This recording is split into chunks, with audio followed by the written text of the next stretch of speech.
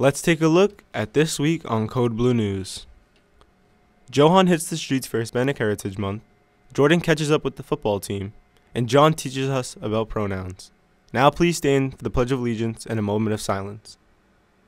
I pledge allegiance to the flag of the United States of America, and to the republic for which it stands, one nation, under God, indivisible, with liberty and justice for all. Please remain standing for a moment of silence. Thank you. Hey guys, I'm Josh Solomon here with Malachi Desra. Welcome back to Code Blue News.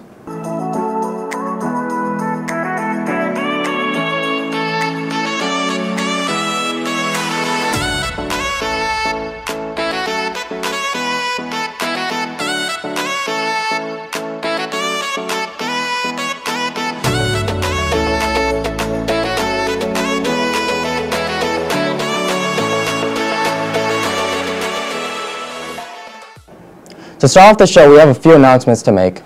Starting Monday, October 3rd, there will be an 8th grade vision and hearing screening for all students. If parents wish for their students not to participate, please email the school nurse, Ms. Froyo, about your concern. For seniors that are interested in the manufacturing and machining program, it begins October 3rd. You should see Ms. Killian for more information. There will also be a job fair Monday, October 8th from 3 p.m. to 6 p.m. at 300 Linden's Pond Way in Hingham. If you are interested, talk to Ms. Moriarty in the guidance office. Also, students, be sure to check your grades Google Classroom for any updates. Can you believe that we've been in school for almost a month now? Really? Great. Only 9 more months. Speaking of, September 15th marks the first day of Hispanic Heritage Month. Let's take it over to Johan with the inside scoop. Hola Bulldogs y bienvenidos a la Jamaica Plain. On Tuesday, September 24th, Hyde Square Task Force and Roberto Chow put on display their newest mural, which is dedicated to Afro-Latino heritage and a celebration of Hispanic culture for Hispanic Heritage Month. So our organization is Hyde Square Task Force, and we've been located in this neighborhood for 31 years. They are working with Latino, mostly people from the community, because here the majority, 90% are Latino. We're utilizing the arts, specifically Afro-Latin arts, dance, music, and theater to engage young people in the out-of-school time. I think what Hyde Square Task Force does in this neighborhood is dope. It's amazing, right? Because they're giving young people a space to dance, to paint, to just, use all forms of expression. We started with the desire to update the mural. There had been a mural here before that had been developed with our young people at Hyde Square Task Force and Roberto Chow. And so this was an opportunity to update the mural and have it be more representative of where the neighborhood is right now. Hyde Square Task Force is committed to helping their youth nurture their talents and connect to their culture. Really about civic leadership and engagement of young people, and now obviously we've sort of focused more on the Afro-Latin arts piece of it. This is the heart of Boston, the heart of the Latino community in Boston. They call the Latin quarters of Jamaica Plain. It shows the cultivation of young artists and young creatives, you know what I mean, giving them an opportunity to do something like this and to leave a stamp in their neighborhood. Arts in general, music, theater are very important. In this case, we empower kids, because the kids, many of these kids, they never painted in their life. They didn't have the opportunity. Well, this is an opportunity. Well, most of our young people are BIPOC. Most of them identify as either Dominican, Puerto Rican, and so we want to make sure that they know, they feel represented, they feel seen. What we're doing here at Hyde Square Task Force is so important, not only for the young people we serve directly, but also for the city of Boston. So much of our people were craftspeople, and I think once you understand that, you're able to find either a piece or a way of life that brings you closer to your truest form of expression, and also closer to your people in a way that you can share a common thread. And youth all over Boston are finding new ways to leave their mark in a positive way through the mural. For me, it's so important, and that I think sometimes we think about sort of young people who come from sort of the lived experiences of our youth and thinking that, well, if they achieve, then that's great. No, they can achieve, and we see it all the time. And I'm Johan Rodriguez Vieira, and back to you in the studio. Thanks, Johan. The JV and varsity volleyball teams play home against Westport. JV is at 3 and varsity plays at 5. Speaking of the volleyball team, let's see the energy they're bringing into this season.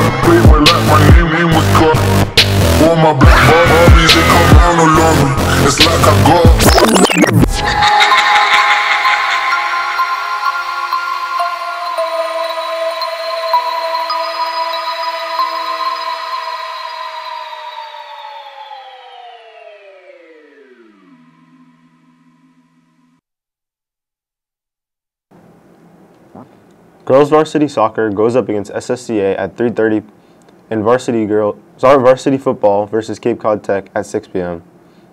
Come out to show your support. Did someone say football? Let's hand it off to Jordan for more. The Bulldogs recently kickstarted the new football season with the current record staying at 1-1. Leading their team is newly appointed head coach Mr. Walsh, along with captains Davion Scott, Chuck LaRossi, and Justin Jerome. The team so far this year, after Thursday's game, pretty well. First game we were a little flat. We came out a little rusty, and unfortunately we came alive second half, but it was too late. I hope we can just build the program up after I leave. And I think we're just really good this year. We're really connected. The chemistry's there.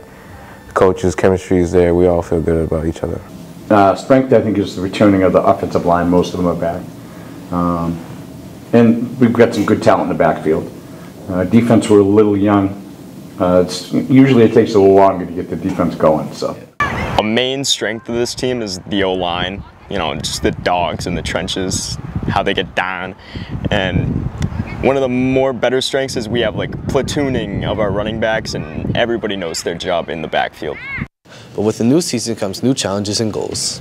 My first goal is be positive for the team. Make sure I'm there for them. Be a good leader. I don't really have individual goals, just team goals. Try to win as much games as possible.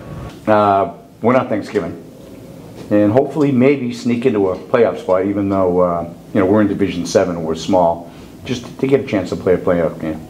You know, Holbrook really hasn't had the best records in the last decade or so with football, so to see this coming up, the foundation that we were always promised being built, seeing it actually happen my senior year, and then the year after, and then this year, the high hopes that we have, it's just important for the community to build around it as well.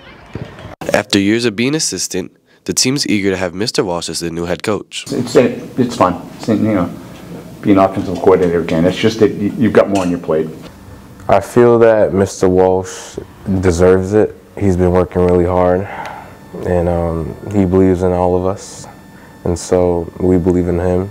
I love Mr. Walsh. I love him being a coach. He's the baseball coach. I love him so much. Come support the Bulldogs at the next home game today at 6 p.m. I'm Jordan Chaffee, reporting for Code Blue News. Back to you in the studio. Thanks, Jordan. If you're attending the game on Friday, the team asks if you can please wear white or blue to support the team. In other news, road work is underway on King and Clover Road starting Monday, October 3rd and ends Wednesday, October 5th. So drivers, please do not leave your cars parked on the streets. If you must get out your driveway, please park on an adjacent street until road work is completed. Road crew and police details will assist anyone needing to go to and from their residence. The start time will be approximately 7 a.m. There will also be a sophomore class meeting in room C153 to discuss class shirts.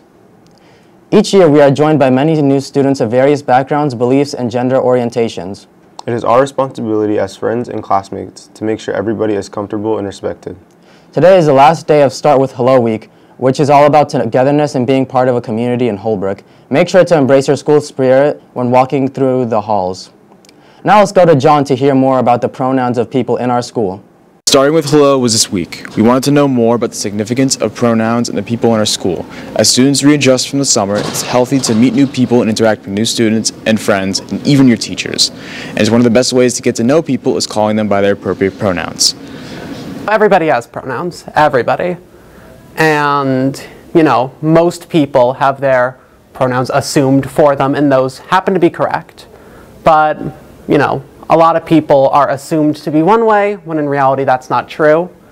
So, if you, get anybody and start, referring to them as the wrong gender, that person will feel weird, anybody that you do it to. To me personally, it's a way to help people identify themselves in school, kind of make everybody comfortable with each other, get to know each other. Crucial that we realize and understand people's needs and wants. Misgendering someone is more extended anxiety, which is something they could go through without even friends and family knowing. If you get anybody and start referring to them as the wrong gender, that person will feel weird, anybody that you do it to. So a lot of people are, misgendered their entire lives, and that can be really stressful for them. And that's why it's so important that, we use people's correct pronouns. I think it's who a person is. I feel like it should be acknowledged. And I think that it's important that teachers and everybody else acknowledge and respect what other people want for themselves. Well, one way is just asking somebody, like, especially if like you don't know their pronouns or you're not 100% sure. If you really don't want to ask, just say they, them. They, them works for everybody. And I think that, between students, I think it's just important to acknowledge that we're all different and to embrace our differences. Just in general, using someone's pronouns is not only polite, it is also the, factually correct thing to do. But with all of these sorts of things, my number one piece of advice is we should all just be good to each other. As the year moves on by rapidly, let's get to know each other. This has been John Filipino reporting for Code Blue News. Back to you in the studio. Thanks, John. It's great to learn more about our peers. For all sophomores, there's a meeting Monday in room C-153. We have an exciting new announcement for the library.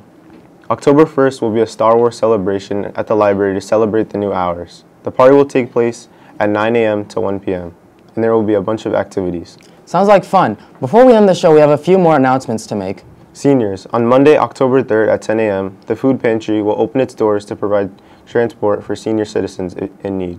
You can support senior family members by registering them with the Holbrook Council on Aging for transport, as you must register to participate. Please contact the Holbrook Council on Aging for more information or to register. The free application for Federal Student Aid, or FAFSA, will open October 1st. This is a great resource to get money for your college journey. Talk to your guidance counselor for information. Well, that's all for this week now. I'm Josh Solomon. And I'm Malachi Desiree. See you next Friday.